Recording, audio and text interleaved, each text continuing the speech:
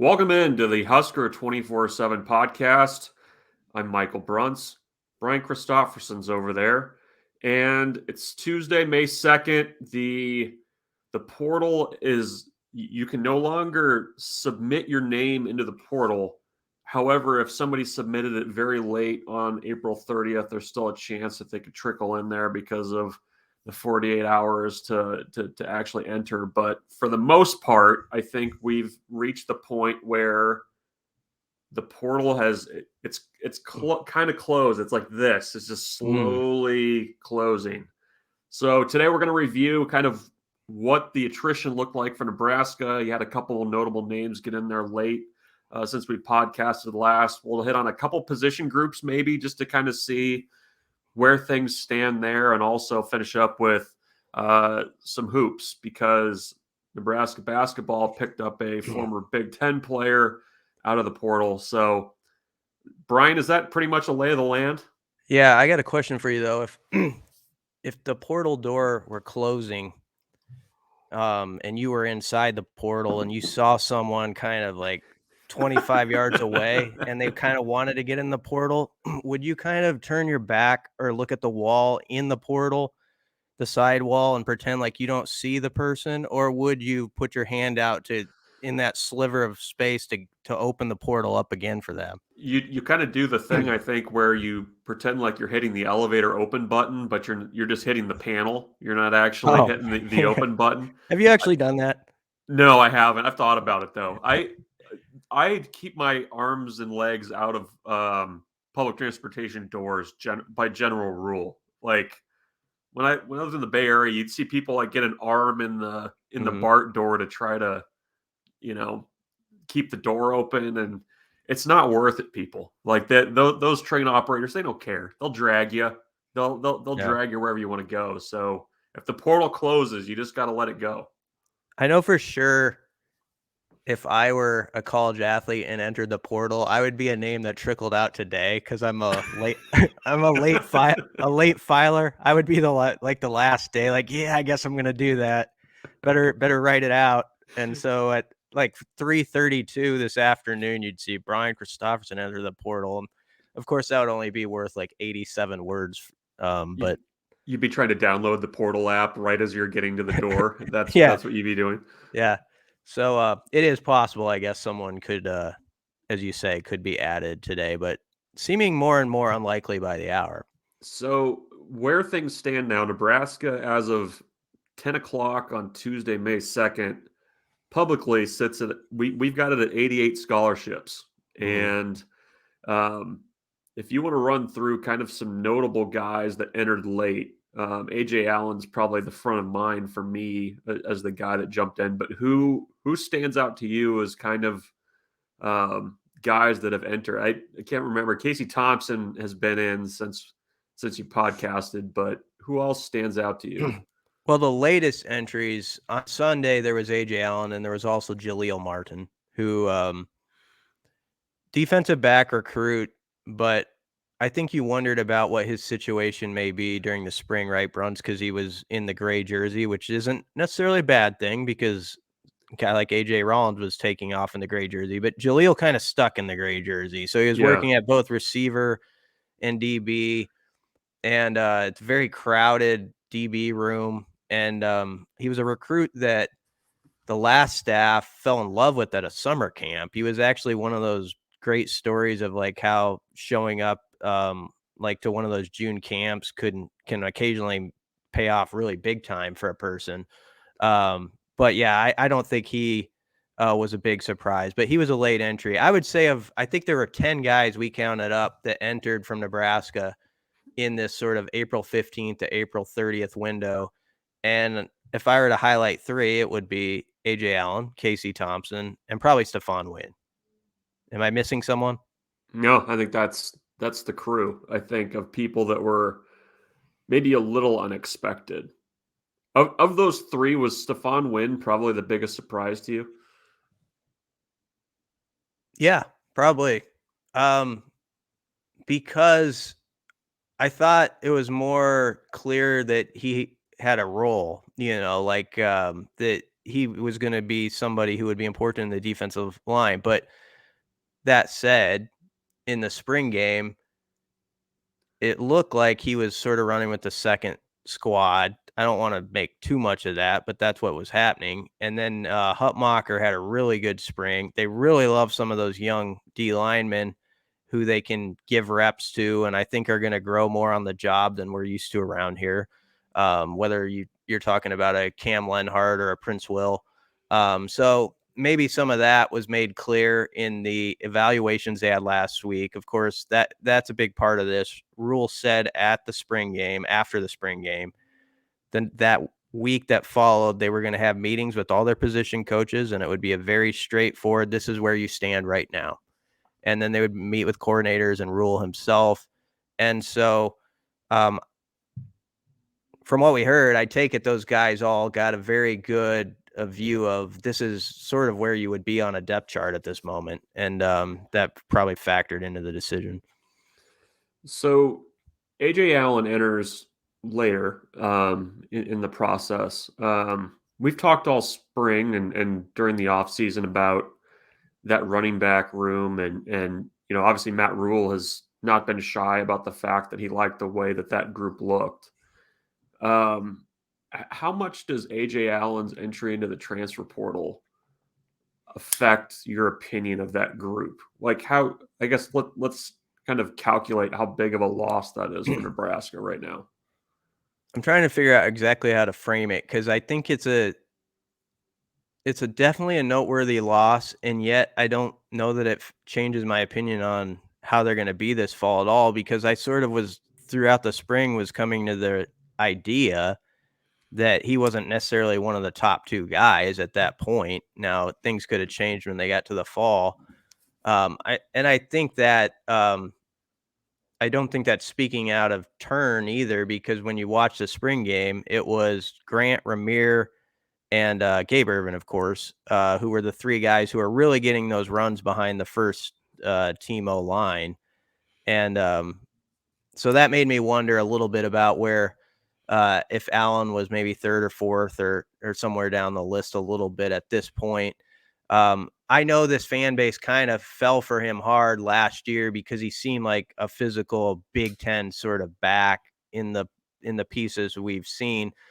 We didn't see enough, though, to know if that's true, because he unfortunately suffered that collarbone injury, against Oklahoma before he got to go through the Big Ten grind. So I'll put it this way, Bruns, he wouldn't be the type of guy, if I saw that he popped up in a year or two and ran for 1,300 yards somewhere, I could believe that.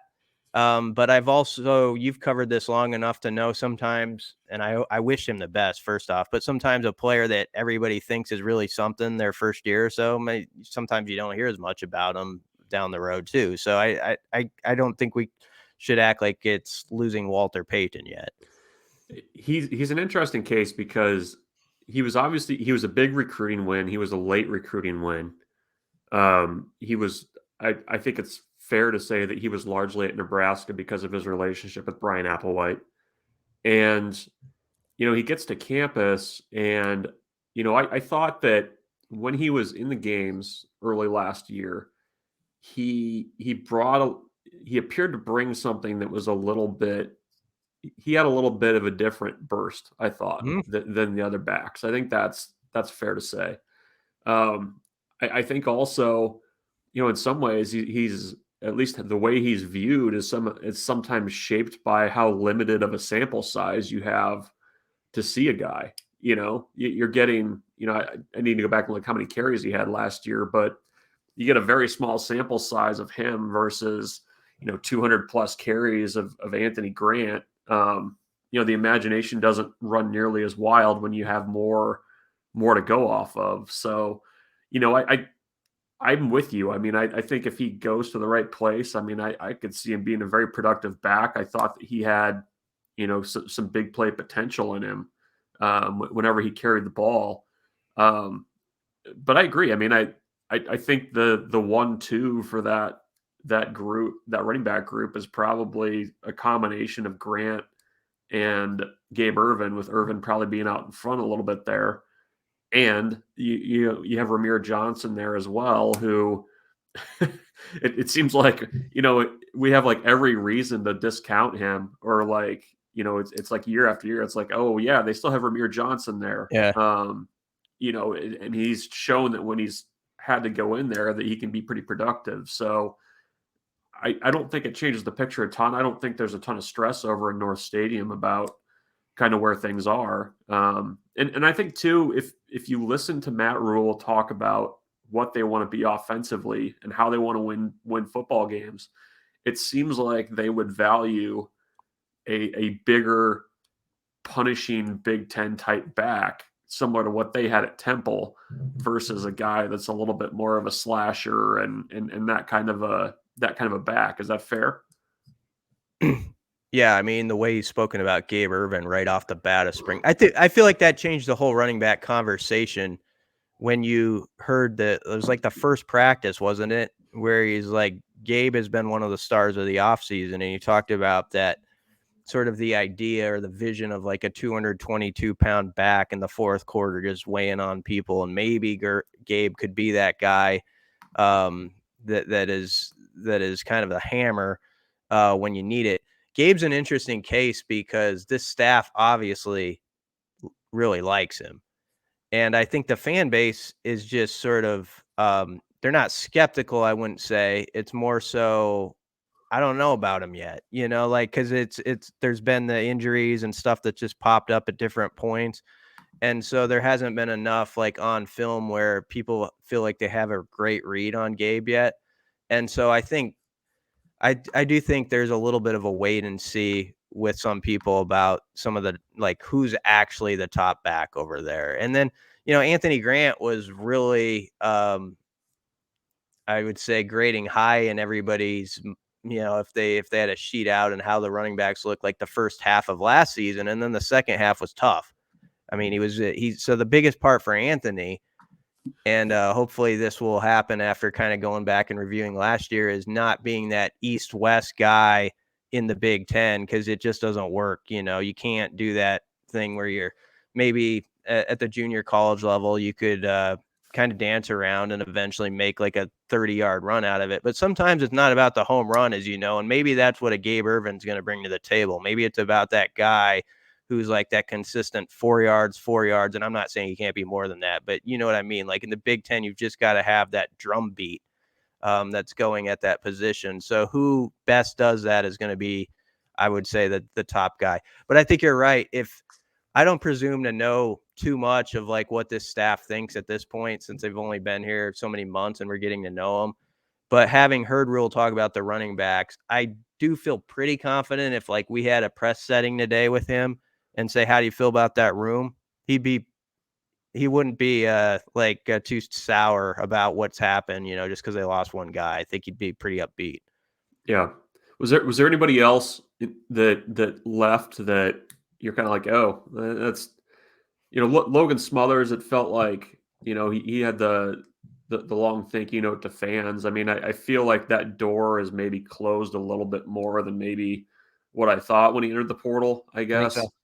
I'll be eager to see where he shows up, because I think he can be a productive quarterback in the right offense at the right level.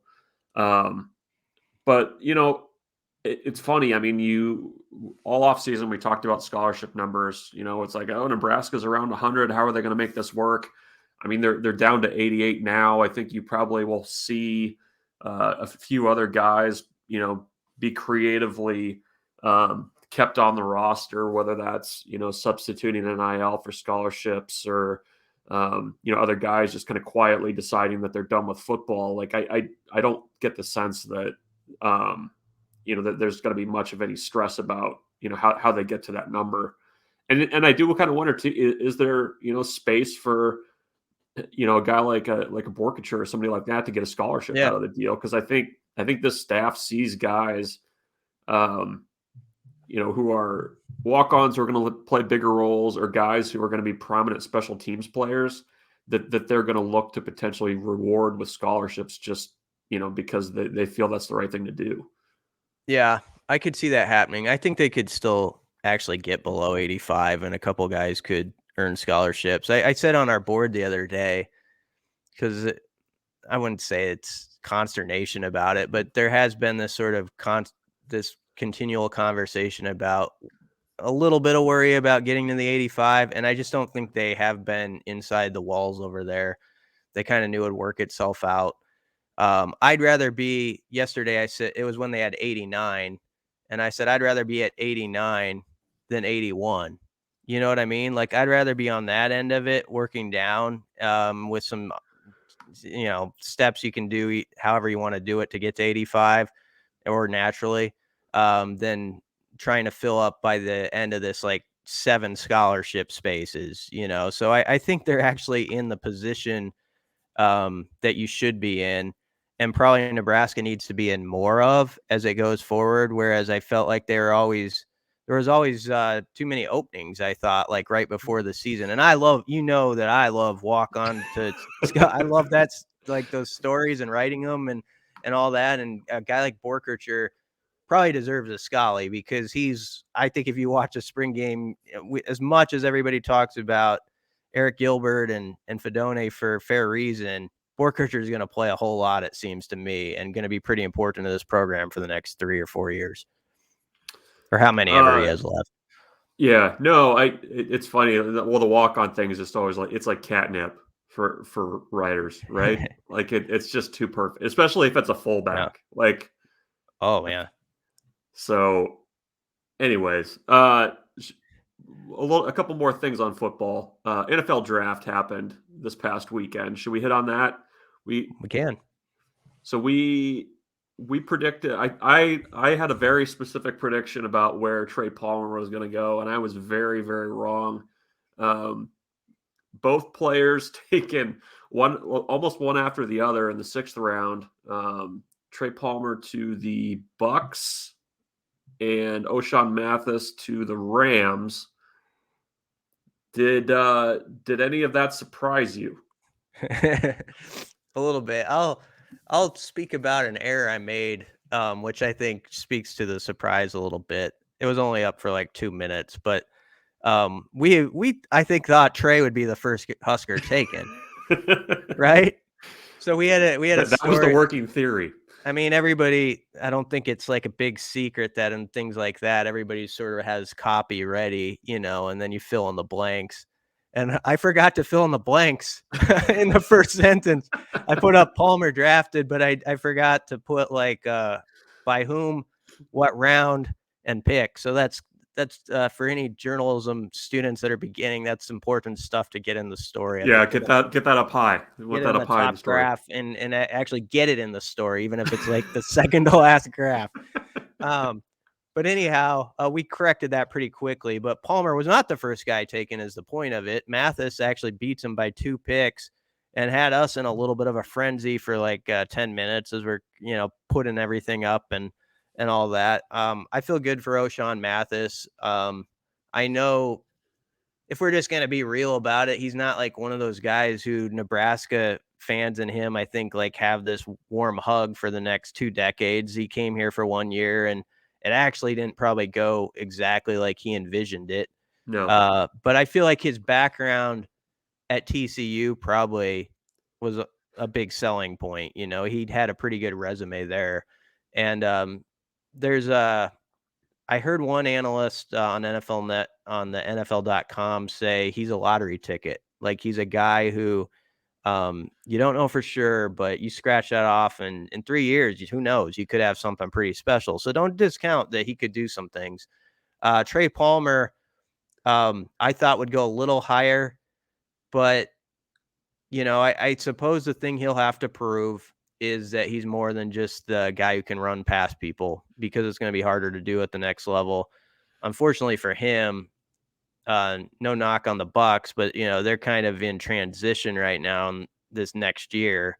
So I think the first year will be kind of interesting as they're figuring out their QB situation, like post Brady and stuff, and how that works. But maybe in a year or so they end up with a pretty elite top guy too. So maybe you can hope Caleb Williams is there in like a year, somebody like that. Yeah. A few guys are going to get shots with teams. Garrett Nelson with the Dolphins. I'll be eager to see how things kind of transpire for him. He met, according to the reports, met a lot with the Dolphins during the pre-draft stuff. When actually went down for a visit. Caleb Tanner with the Jets. Kolarevic got a tryout basically with the Bears, and Brady Weiss, the long snapper, caught on with Houston. Anybody else I'm forgetting? Vokalek with the Ravens. That's right. Okay, so he's another guy that it feels like the tight end spot. You can kind of really work. You just Jack stole it. Like you get your foot in the door. Things kind of break your way a little bit. You work hard, and maybe you end up sticking. I could see where he would be a guy that just based on size would potentially, he'd be a good practice squad player, I think, but also will get long looks just based on physical tools. Yeah, I would guess so.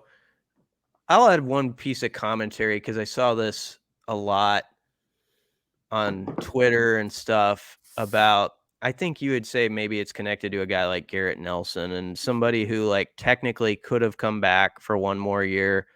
And there's sort of this, sometimes this thought, like people are quick to say, oh, that guy made a big mistake, or whatever. I get what the understanding there is. And like, it would be kind of cool to see Garrett one more year in the Husker uniform. And I don't know what his thought process is right now. Knowing him, he's probably like just full speed ahead. Like, all right, I got my chance now. Let's go make the most of it with the Dolphins. This is a team that liked me. And oh, by the way, you mentioned it. Those teams only get 30 like campus visits where people can come to, to their headquarters. And he got one of those. So the Dolphins, I think, genuinely are intrigued by what he can do. But back to the point about guys who have been in college 4 or 5 years, there is a season, where it's just like, it's time to see what's next sometimes. Like the COVID year that guys were given that extra year, I think has kind of messed up the operating order a little bit. And I think coaches will be really happy when it's gone, when that's like not really part of the scholarship discussion anymore. And guys are deciding if they want to play a 6th or 7th year of college sports. I would think some coaches would say that's not even healthy, to just be like stuck in that same spot for that long. So, just factor that in before you opine on some of these decisions. A guy gives 5 years to a program. That's a long time of playing, or whatever. Was Garrett here 5 years? Was it 5? He committed when Bob Diaco was the defensive coordinator at Nebraska. It's been that long.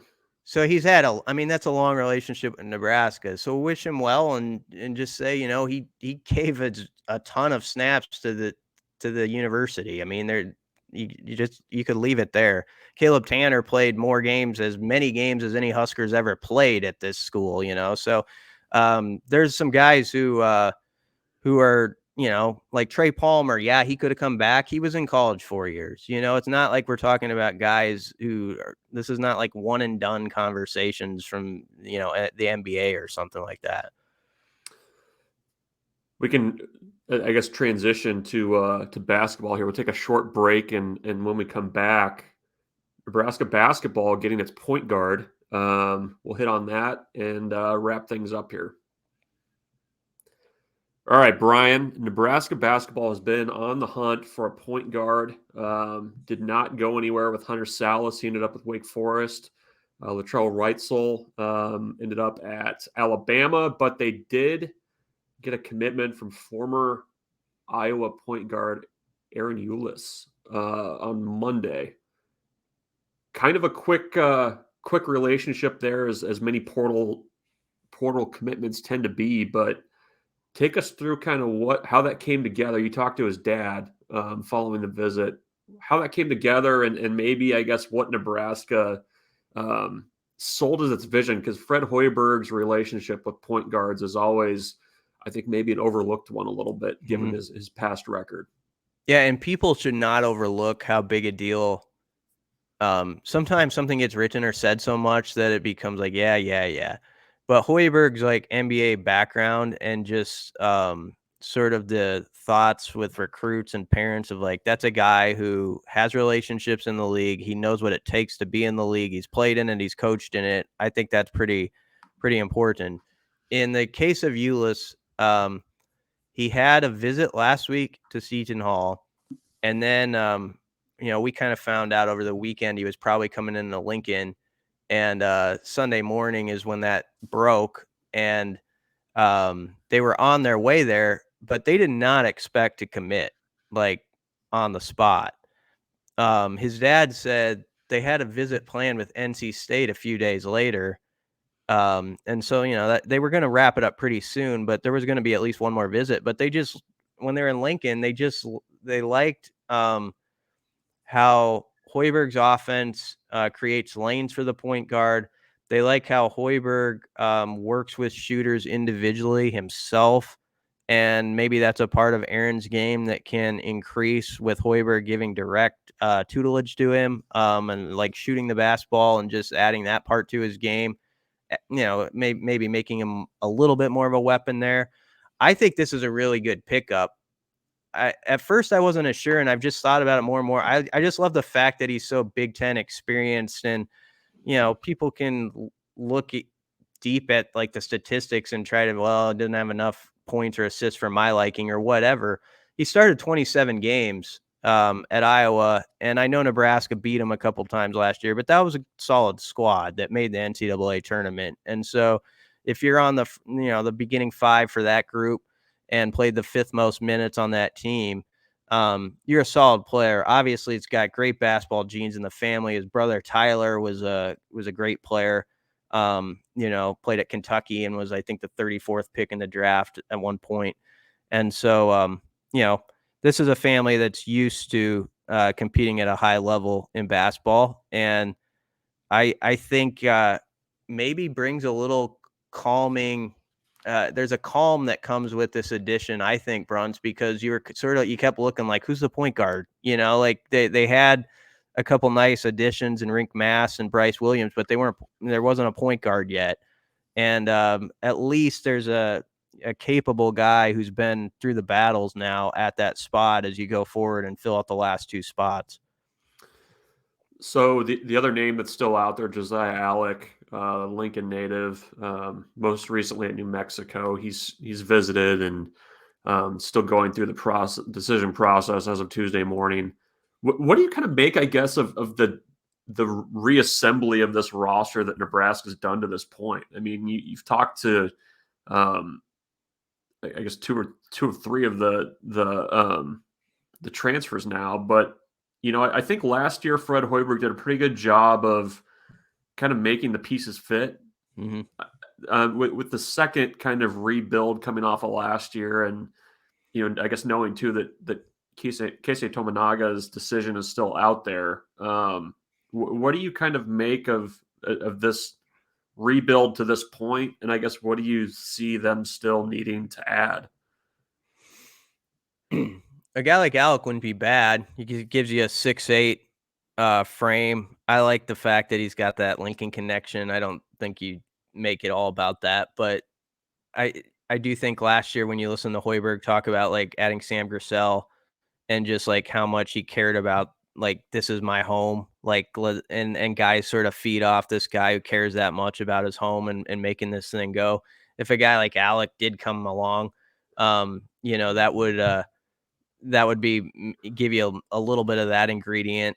I really like Rink Mass. I mean, I think he was, if you talk about the portal edition so far, he's maybe a little different than Derek Walker in the fact that I don't know that he's the same type of facilitator. We should never take for granted like how impressive that was of Walker, where they could play the offense through him and he could distribute so well. And it was funny, like he would have an occasional game where he had a rough day, like everybody does, where maybe he had 5 or 6 turnovers. And it's sort of like, oh man, and you forget like it's like a 6'9" guy, running a sort of a point guard within the offense. Yeah.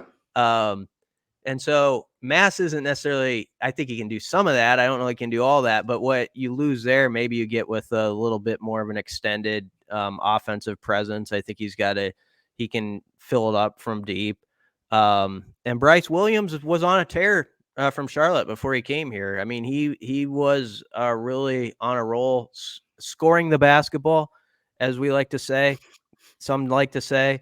Yeah. And so 6'7" guy, he gives you length. I like the ad so far. I mean, I don't know if they've upgraded or not, or it's still level, but I think they've really thought out like how the pieces fit together, and it's not going to be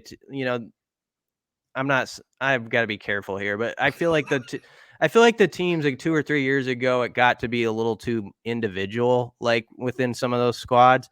And I think last year you saw just like a real team, like how they meshed together. And I think there's been a real thought process throughout this, looking at portal guys, like who actually fits and how would they play off each other.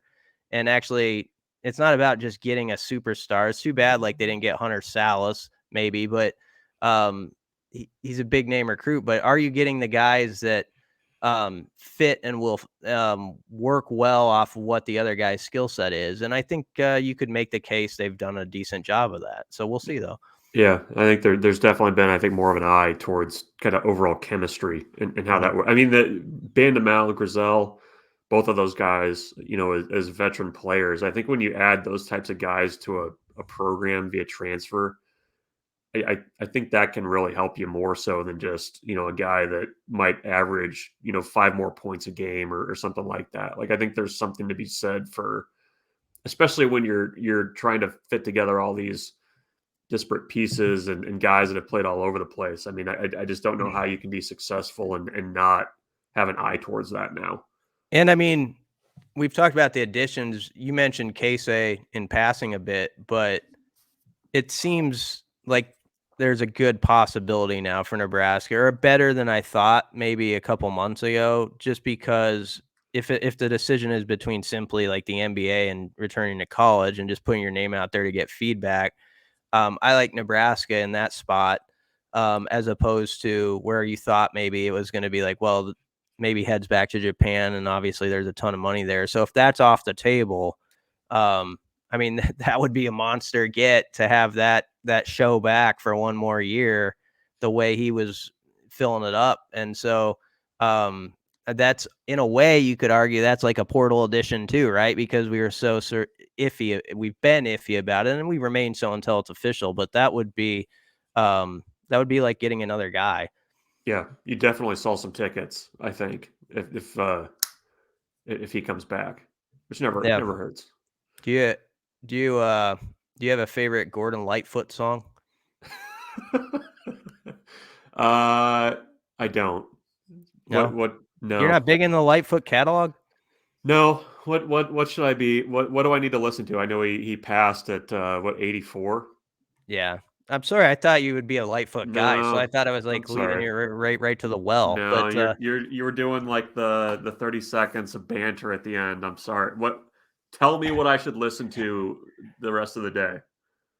Well, I like Sundown, but I mean, if you could read my mind, I mean, that's an emotional song that I'm not saying there's dust in the room while you're listening to it, but it is one of those songs that can hit you in the feels. It could hit certain guys in the feels, not necessarily me, but it could hit somebody emotionally. So yeah, I would say If You Could Read My Mind is my favorite. But what's the other, the Wreck of the Edmund Fitzgerald? That was him, yep, right? Yep, that's the one a lot of people would point to first. But he really didn't have a bad. He'd be one of those guys. There's some musicians you just wish you could walk into like a like a dive bar where they're playing on a small stage and there's like 50 people in the room. Like that type of guy. If you could hear that, that would be a night. I mean, you'd walk out of there thinking like that's something. That's I'll keep that. It was he was like a couple acts before Dylan at Newport, right? Before he went electric. Like I was reading. I didn't know that. Yeah, he was like a couple acts, and then he was like on the stage watching it. I was reading last night. I was catching up on my Gordon Lightfoot, but not enough apparently. I know enough. I don't really have strong feelings about his catalog. I like that you said that though, because sometimes people try to play the game where they act like they care about a musician or a group and they didn't, and that's worse. That's more disrespectful. Yeah, no, I was just scrolling late last night and reading about Gordon Lightfoot. So I don't profess to like his music. Anyway, sorry for the poor banter to finish it off. Yeah, but that's the podcast for today. We hit a lot of portal, which it sounds like we made it through. We made it through like we knew we would. But check out Husker247. Nebraska coaches on the road during the evaluation period this month. We're going to start running through some spring position reviews. Brian's got basketball on lockdown. Nebraska baseball facing a important series this coming weekend at Maryland as they look to lock in a spot in the Big Ten baseball tournament. We'll have all of that and much, much more at Husker247. Get there. Thanks for listening.